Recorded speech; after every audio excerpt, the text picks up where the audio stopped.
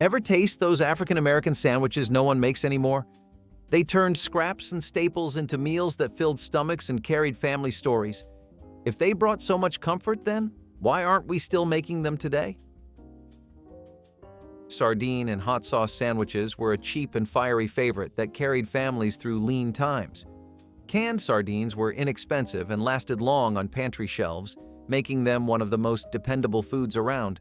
My grandmother mashed them with a fork, mixed in hot sauce until they glistened with spice, and spread the mixture thick across slices of white bread. The result was salty, tangy, and smoky, a flavor that could wake up even the dullest appetite. It was a working person's sandwich, quick to make and portable for long days in the fields or factories. The hot sauce masked the strong fishiness, turning scraps into something memorable and bold. Children often wrinkled their noses at the sharp scent, but they ate it because it filled their stomachs when little else could. It was not about luxury, but about making a meal from what was at hand. Sardine and hot sauce sandwiches carried resilience and thrift, showing how even a tin of fish and a splash of spice could bring comfort in the middle of hardship. Cornmeal-crusted eggplant sandwiches were proof that vegetables could take center stage in a meal. Eggplants, when sliced thick, were dredged in cornmeal, fried in hot oil, and tucked between slices of bread until they became crisp and hearty. My grandmother loved making these in the summer when eggplants were cheap and plentiful from the garden or local markets. The cornmeal coating gave every bite a crunch, while the eggplant inside softened into something almost meaty. Families who could not afford beef or pork found this sandwich to be a satisfying alternative that still felt substantial.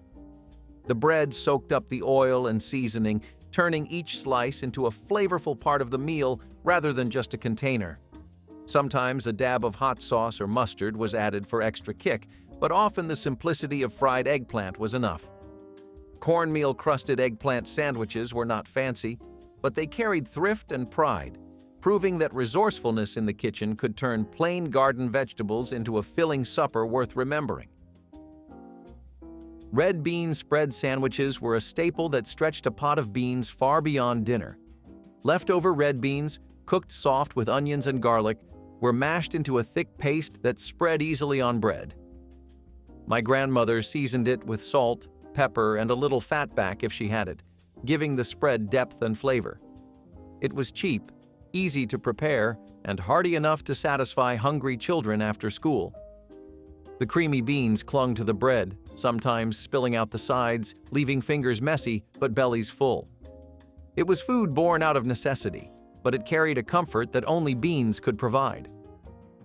Families who grew up with little remembered this sandwich as one of the simplest but most reliable suppers of their childhood. Red bean spread sandwiches were a way of honoring every bit of food in the pot, never wasting a single spoonful. They carried resilience, turning humble beans into a meal that lingered in memory even after times improved. Pork ear sandwiches were a dish that showed how Black families wasted nothing from the animal. Pig ears were boiled until tender, sliced thin, and layered on bread with mustard or hot sauce. My grandmother made them on days when pork scraps were all she could afford from the butcher. The ears had a chewy texture, unlike regular meat, but with enough seasoning they carried flavor that stuck with you. The sandwiches were not glamorous, but they filled stomachs and reminded families of the value of resourcefulness. Mustard cut through the richness, making each bite easier to enjoy. These sandwiches were eaten at home and sometimes shared among neighbors, a quiet reminder that nothing was too small to be turned into supper. Pork ear sandwiches may sound unusual today, but they were part of survival, proof that thrift and tradition guided the meals of that time. They carried both pride and practicality, feeding families in the 1960s with whatever scraps were available. Cane syrup and peanut sandwiches were a sweet and crunchy treat that doubled as dinner when times were tough. Cane syrup was cheap and widely available, poured generously onto slices of bread until they gleamed with sticky sweetness. My grandmother sprinkled roasted peanuts over the syrup, pressing them down so they stuck before topping with another slice of bread. The result was a sandwich that blended sweet and salty in a way that satisfied without needing meat or cheese. It was messy to eat, syrup dripping onto fingers and plates, but that only added to the memory of it. Children loved the crunch of peanuts against the soft bread, while adults appreciated how quickly it came together. In households where sugar was expensive, cane syrup filled the gap, giving families a way to stretch their budget while still enjoying something indulgent. Cane syrup and peanut sandwiches were humble yet memorable, a reminder that even the simplest combinations could bring comfort during hard times. Fried sweet potato slice sandwiches were both cheap and filling, turning garden staples into the heart of a meal. Sweet potatoes were sliced into thick rounds, fried until crispy on the outside and tender within, and tucked into rolls or between slices of bread. My grandmother made them often because sweet potatoes were easy to grow and stored well through the season. The sandwich was naturally sweet, hearty, and warm, making it feel substantial despite its simplicity. Sometimes a bit of salt or hot sauce was added to balance the flavor, but often the fried potatoes stood alone. The bread soaked up the oil, adding richness to every bite. These sandwiches were eaten quickly, sometimes straight from the skillet, with children grabbing them before they even cooled. Fried sweet potato slice sandwiches were about turning what was cheap and available into something that felt like a treat. They carried the memory of survival, showing that comfort could be found in the simplest garden crops. Pickled okra sandwiches were tangy, crunchy, and unforgettable for those who grew up with them. Pickled okra spears, packed in jars with vinegar and spices, were pressed between slices of bread to create a quick snack or dinner. My grandmother always kept jars of pickled okra on hand, made from her summer garden harvests. The sharp bite of vinegar cut through the blandness of plain bread, giving the sandwich a flavor that stood out despite its simplicity. It was cheap to make, requiring little more than leftover pickles and bread, but it filled stomachs when nothing else was available. The crunch of okra seeds added texture that made each bite interesting. Pickled okra sandwiches were not extravagant, but they were practical, nourishing, and tied deeply to culture. Families who grew up with them remembered their sharp flavor as part of daily life. They carried both thrift and heritage, showing how resourceful families transformed even pickles into a satisfying supper. Ham bone scrap sandwiches were the result of refusing to waste even the smallest piece of meat. After boiling a ham bone for soup, my grandmother picked off every scrap of meat left clinging to it. Those bits were chopped, seasoned, and layered onto bread with mustard or onions to create a sandwich. It was not much, but stretched across slices of bread, it became enough to feed hungry mouths. The flavor was smoky and rich, a reminder of Sunday dinners when ham was a rare treat. These sandwiches often followed big meals, ensuring that nothing from the ham bone went to waste. Families remembered them as symbols of both thrift and ingenuity, proof that even scraps carried value. Ham bone scrap sandwiches were about making the most of what you had, stretching one meal into 2 or 3. They carried both practicality and pride, turning leftovers into something that felt special in its own way. Cold cornmeal porridge sandwiches were another way of stretching a cheap staple into something more. Leftover cornmeal porridge was poured into a pan, cooled until firm, and sliced into thick slabs that could be layered between bread like meat. My grandmother often fried the slices first, giving them a crisp crust before tucking them into a sandwich. It was filling, dense, and hearty, the kind of food that stuck with you through the day. Families who could not afford meat relied on dishes like this to keep everyone satisfied. The porridge took on new life once cooled, transforming from breakfast to dinner with a simple trick. Cold cornmeal porridge sandwiches were practical and inexpensive, a testament to making the most of every pot. They carried both thrift and creativity, feeding households when choices were limited. Even today, their memory stands as a symbol of resourcefulness, showing how families turned simple grains into something hearty and lasting. Battered cabbage leaf sandwiches were among the most creative suppers born out of thrift. Large cabbage leaves were dipped in seasoned batter, fried until crisp and golden, and layered between slices of bread. The texture was crunchy on the outside and tender inside, giving the impression of something more substantial than just vegetables. My grandmother served them hot, straight from the skillet, with mustard or hot sauce to add flavor. It was a way of transforming cheap cabbage into something that felt like a complete meal. Families gathered around plates of battered cabbage leaves, eating them with bread until everyone was full. These sandwiches were resourceful, stretching vegetables into the centerpiece of supper when meat was not affordable. They carried both ingenuity and survival, proof that even humble leaves could fill stomachs when cooked with care. Battered cabbage leaf sandwiches may be forgotten today, but they remain a symbol of resilience, a reminder that even in hardship, families found ways to eat well. Molasses and peanut butter biscuit sandwiches were one of those sweet Southern inventions that turned scraps into satisfaction. Leftover biscuits, often from the morning, were split open and filled with a spread of peanut butter and a drizzle of thick, dark molasses. The pairing was sticky, sweet, and salty all at once, clinging to the tongue and leaving you thirsty for a glass of milk.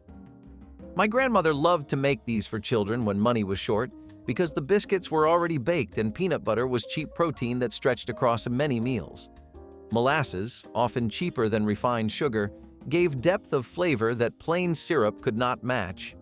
The sandwich was messy, sometimes dripping down fingers, but no one minded because it felt indulgent compared to plainer suppers. It was a dessert and dinner in one, offering quick comfort at little cost. Families remembered it not just for the taste, but for the way it brightened otherwise lean nights. Molasses and peanut butter biscuit sandwiches carried thrift, sweetness, and survival in every bite, proving that even leftovers could be transformed into something worth remembering. Chicken back sandwiches were born out of resourcefulness, when every part of the bird had to be used. The backs of chickens were the cheapest cut at the butcher, often sold for pennies because they carried little meat. My grandmother boiled them slowly, coaxing out every bit of flavor and tender meat from between the bones. Once cooled, she picked the scraps clean, piling the shreds onto bread with onions, mustard, or hot sauce. It was not a thick sandwich, but it was filling enough to satisfy, especially when paired with beans or greens on the side. Families relied on chicken backs because they offered protein without draining the budget, and nothing went to waste. Eating sandwiches like this reminded everyone of the value of patience and skill, since turning scraps into supper took time and care. Chicken back sandwiches carried pride, showing that even the most overlooked cut could still anchor a meal. They fed families not with abundance but with ingenuity, carrying the flavor of survival across the 1960s kitchen table. Fried saltfish sandwiches were a staple in households that knew how to stretch pantry ingredients. Salt-cured fish was cheap, sold in slabs that could keep for long periods without refrigeration. My grandmother soaked the fish overnight to draw out the brine, then dredged it in flour and fried it until the edges crisped. Served hot on slices of bread with sautéed onions, the sandwich carried a punch of salty flavor balanced by the sweetness of the onion. It was hearty and filling, though it made you reach for water after every bite. Saltfish had deep roots in African American cooking, tied to traditions of thrift and preservation, and sandwiches like this carried that history forward. They were meals of memory and resilience, proof that salted scraps could still nourish when cooked with skill. Fried saltfish sandwiches may not appear on tables today, but for families of the 1960s, they were both survival and heritage in one. They carried the taste of the past, salty and strong, but unforgettable for those who grew up with them. Mustard green and onion sandwiches were simple but bold, carrying the sharpness of garden greens straight into a loaf of bread. My grandmother cooked the greens until tender, then mixed them with sautéed onions for extra flavor before piling them onto bread. The filling was peppery and tangy, sometimes brightened further with a splash of vinegar or hot sauce. It was a way of turning a pot of greens, which might otherwise be a side dish, into the centerpiece of a meal. Bread softened the bite of the greens, while onions provided a sweetness that made the bitterness easier to enjoy. Families who grew up with these sandwiches remembered them as cheap, nourishing, and unmistakably Southern. They carried both garden thrift and creativity, showing how even humble greens could become hearty enough to satisfy. Mustard green and onion sandwiches may sound unusual today, but in the 1960s they represented resilience, stretching a harvest into supper. They were a reminder that nothing was too small to be turned into a meal worth sharing. Cold pork shoulder sandwiches were born from leftovers, when Sunday dinners stretched into weekday meals. Pork shoulder was a cheaper cut, cooked slowly until tender, and then saved for sandwiches once it cooled. My grandmother sliced it thin, layering it onto bread with mayonnaise or mustard for flavor. The fat from the pork kept it moist, while the smoky flavor lingered from hours of cooking. Served cold, it became a quick supper for families who needed something filling without firing up the stove again. These sandwiches carried the memory of big family dinners, even when eaten alone at a kitchen counter. They were frugal but hearty, proof that leftovers were never wasted. Cold pork shoulder sandwiches carried thrift, flavor, and continuity, linking one meal to the next. In the 1960s, they stood as a reminder that even inexpensive cuts could offer days of nourishment, stretching both budgets and memories further than expected. Fried corn fritter sandwiches were one of those meals that turned something simple into something indulgent. Corn fritters were made from cornmeal, flour, and kernels mixed into a batter, then fried until golden. My grandmother slipped them between slices of bread, sometimes with mustard or sliced onions, to turn them into sandwiches. They were hot, crisp, and filling, with the sweetness of corn cutting through the richness of fried batter. Cornmeal was cheap and always on hand, making this a meal that cost very little but satisfied deeply. Children loved them, snatching fritters straight from the pan before they even cooled, while adults appreciated the heartiness they added to a long day. Fried corn fritter sandwiches carried thrift and creativity, showing how a handful of cornmeal could feed many. They were not fancy, but they were memorable, a taste of both comfort and survival. In the 1960s, meals like this proved that ingenuity in the kitchen could turn even the simplest ingredients into something worth gathering around. Apple and molasses sandwiches were a sweet filler that carried both thrift and comfort. Thin slices of apple were laid onto bread, drizzled with molasses, and pressed into a sandwich that blended crispness with sticky sweetness.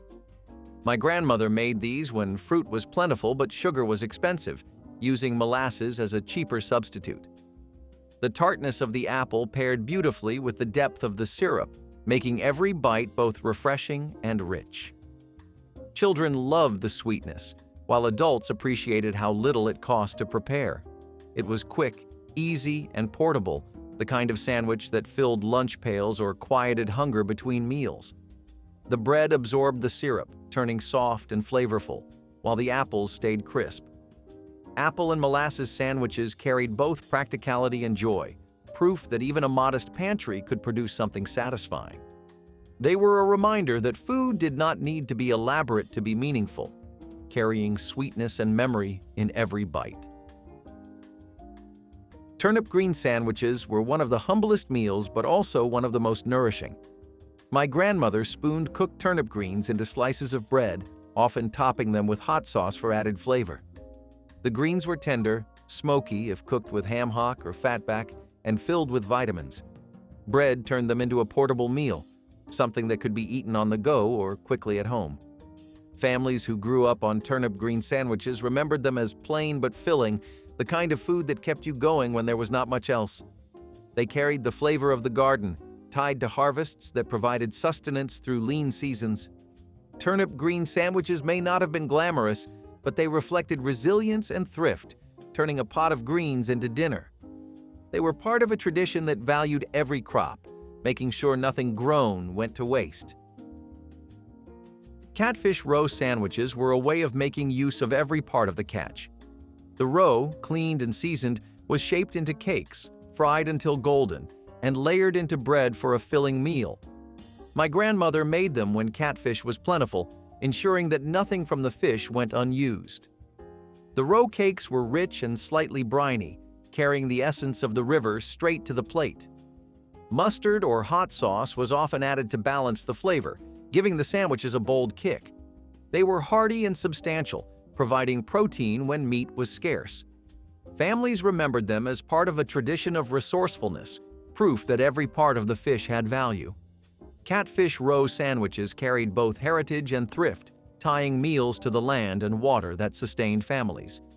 They were humble but powerful symbols of survival, showing that no part of a meal was ever wasted. Sorrel leaf sandwiches were tangy, refreshing, and deeply tied to foraging traditions. Sorrel leaves, gathered fresh from fields or gardens, were pressed into bread with a touch of salt or butter for flavor. Their lemony tang cut through the blandness of plain bread, creating a sandwich that was both light and memorable. My grandmother knew where to find sorrel and taught her children to gather it as well, making meals from what nature provided freely. These sandwiches cost nothing but carried the taste of the land, proof of resilience during lean years. They were not hearty in the way meat-filled sandwiches were, but they offered nourishment and a reminder of self-sufficiency. Families who grew up with them remembered the sharp, citrusy bite as part of childhood, tied to long days spent outdoors. Sorrel leaf sandwiches carried thrift, creativity, and heritage, showing how Black families made meals from both gardens and fields. They were survival wrapped in simplicity, carrying the memory of foraged suppers. Peanut butter and cane molasses sandwiches were the heavier cousin of a peanut butter and jelly, though they carried a flavor that was all their own. Cane molasses was thick, dark, and powerful, far more intense than fruit preserves, and it transformed the sandwich into something that stuck to your ribs. My grandmother would spread peanut butter on one slice of bread, drizzle molasses across the other, and press them together until they clung with a chewy sweetness that lingered. It was not delicate eating. Molasses seeped into the bread and sometimes dripped onto fingers, but it filled the belly when there was not much else to eat. Families leaned on this sandwich because it combined protein from peanuts with energy from sugar, making it both cheap and sustaining. Children might groan at the stickiness, but they ate every bite because hunger left little room for complaint. The memory of these sandwiches rests not only in their taste, but in the resourcefulness they represented, stretching simple pantry items into something that lasted. Peanut butter and cane molasses sandwiches carried thrift, tradition, and survival in every bite, proving that sweetness could still be found in the hardest times. Cold-fried okra sandwiches were a second life for leftovers that families refused to waste. Okra was often fried in cornmeal until golden, served hot at supper, and when any pieces remained, my grandmother would tuck them into bread the next day. Cold-fried okra kept its crunch surprisingly well, the cornmeal crust adding texture that paired with soft buttered bread. It was not a fancy meal, but it was practical, portable, and filling, the kind of food that could be eaten on the go or at work. Some families added mustard or hot sauce to brighten the flavor, but often the okra stood alone. Children carried these sandwiches in lunch pails, learning early the value of not letting food go to waste. They were proof that nothing, not even a handful of fried vegetables, was too small to make into a meal. Cold-fried okra sandwiches carried both thrift and creativity, stretching yesterday's side dish into today's supper. They were resourceful, memorable, and deeply Southern, a reminder that waste was not an option when every bite mattered. Souse and onion sandwiches were bold, salty, and unforgettable for those who grew up with them. Souse was a pressed pork loaf, often made from scraps like ears, snouts, and feet boiled with vinegar and spices until firm. Thin slices were cut and layered onto bread, topped with raw onion for a sharp bite that cut through the richness. My grandmother served them cold, straight from the icebox, as an inexpensive protein that carried plenty of flavor. The texture was unlike regular ham, gelatinous in places, but families learned to appreciate it for what it was, thrifty cooking at its finest. The onions added crunch and fire, making the sandwich stand out despite its humble origins. It was a working person's meal, quick to prepare and strong enough in flavor to be remembered long after.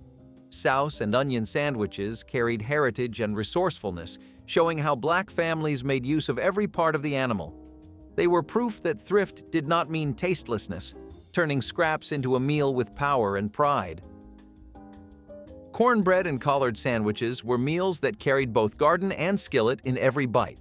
My grandmother would bake cornbread, slice it open like a pocket, and stuff it full of slow-cooked collard greens. The greens, often flavored with ham hock or fatback, soaked into the bread, giving it a smoky, savory richness that turned two humble foods into something greater. It was eaten hot with juice dripping down fingers, or cold the next day when the flavors had settled even deeper. This sandwich was filling, cheap, and nourishing, combining two staples that were always present in Southern kitchens. It was also deeply tied to culture, a reflection of the creativity that turned everyday ingredients into memorable meals. Families remembered these sandwiches not just for their taste, but for the pride they carried, proof that food from the land could sustain through lean times. Cornbread and collard sandwiches were more than just thrifty, they were heritage wrapped in bread, a taste of survival and tradition that lingered long after the meal was finished. Pickled pig feet sandwiches carried the sharp tang of vinegar and the chew of pork, a combination that made them both unusual and unforgettable. Pig feet, boiled and cured in jars of vinegar brine, were sliced thin and layered onto white bread. My grandmother topped them with mustard or hot sauce, making the flavors even bolder. The sandwich was sour, salty, and rich, something that stayed with you long after eating. It was not fancy food, but it was sustaining, born of necessity when cheaper cuts were all families could afford. Pickled pig feet carried history, tied to traditions of making every part of the animal useful. Families remembered these sandwiches as part of a culture of thrift, where nothing was wasted and everything had its place on the table. They may not appear in modern kitchens, but they were staples of the 1960s, feeding families with scraps transformed into sustenance. Pickled pig feet sandwiches carried resilience and resourcefulness, a taste of survival mixed with vinegar bite. Black-eyed pea patty sandwiches turned a pot of beans into something that felt more like meat. Black-eyed peas were mashed with onion, garlic, and a little flour, then shaped into patties and fried until crisp on the outside and soft inside. My grandmother stacked them between slices of bread, sometimes with a smear of mustard for extra flavor. The patties were hearty and earthy, offering protein and comfort without the expense of meat. Children often compared them to burgers, though they carried their own unique taste. These sandwiches were filling enough to be dinner on their own, and cheap enough to make often. They carried the resourcefulness of stretching beans into something new, proving that thrift and creativity could walk hand in hand. Black-eyed pea patty sandwiches were not just meals, but memories, tied to kitchens where every ingredient was used to its fullest. They carried survival, heritage, and pride, turning beans into something far greater than the sum of their parts. Watermelon rind pickle sandwiches were sweet, sour, and surprising for anyone who has never tasted them. Watermelon rinds, instead of being thrown away, were boiled, spiced, and sweetened into pickles that carried tang and crunch. My grandmother sliced them and pressed them into bread, sometimes pairing them with cheese or just leaving them plain. The result was a sandwich that blended sharp vinegar sweetness with the soft comfort of bread, a combination that made it both thrifty and memorable. Families used every part of what they grew, and watermelon rind pickles were proof that nothing was wasted. These sandwiches were cheap, easy to prepare, and full of flavor that carried the memory of long summers. They were resourceful in the truest sense, turning scraps into something worth sharing. Watermelon rind pickle sandwiches carried heritage and creativity, showing how ingenuity in the kitchen made survival not just possible but flavorful. They were food of memory, sweet and sour, tied to gardens and thrift. Fried lard slice sandwiches were as plain and bold as they sound. Fatback, or thick slabs of lard, was sliced, fried until crisp, and layered into bread. My grandmother served them hot, the salty crunch filling the kitchen with its strong aroma. It was not health food, but in the 1960s, it was survival food, offering calories and comfort when meat was too costly. The fried fat melted into the bread, creating a richness that was indulgent despite its simplicity. It was a working person's sandwich, eaten quickly before heading back to long hours in the field or factory. Families remembered them as both thrifty and satisfying, proof that even the humblest scraps carried value. Fried large slice sandwiches may sound unusual today, but they were staples of the past, carrying both resilience and flavor. They were part of the tradition of making do with what you had, a salty crunch wrapped in bread. Biscuit and syrup sandwiches were quick, sweet meals made from whatever was left after breakfast. Leftover biscuits were split open, drizzled with cane or sorghum syrup, and pressed back together into a sandwich. My grandmother often served them cold, handing them to children for lunch or supper when there was little else on hand. The syrup soaked into the biscuit, making it sticky and rich, with a sweetness that turned even a dry biscuit into something indulgent. Families leaned on these sandwiches because they were cheap, easy, and filling. The flavor carried both comfort and nostalgia, a reminder of Southern kitchens where syrup was always present on the shelf. Biscuit and syrup sandwiches may not have been glamorous, but they were practical, tying together thrift, sweetness, and memory. They carried heritage as much as hunger, feeding families with what they had rather than what they wished for. These sandwiches were survival food, but they tasted like home. Leftover rice croquette sandwiches were another way of making scraps stretch into something new. Rice, seasoned with onion and spices, was mixed with a bit of flour, shaped into patties, and fried until golden. My grandmother tucked the croquettes into bread, sometimes with hot sauce or mustard, to create a sandwich that was filling and portable. It was a thrifty way of repurposing leftovers, making yesterday's rice into today's supper. The patties were crisp outside, soft inside, and hearty enough to feel like a meal. Families remembered them as resourceful and satisfying, proof that nothing ever went to waste. Rice croquette sandwiches carried thrift, creativity, and resilience, showing how families of the 1960s survived on ingenuity as much as food. They may have been forgotten today, but they were once regular fixtures at kitchen tables, carrying the taste of resourceful living in every bite. They were survival turned into sustenance, bread and rice bound together with memory. Tell me which sandwich you dare to try, smash that like button if you're brave, and subscribe for more tasty trips down memory lane.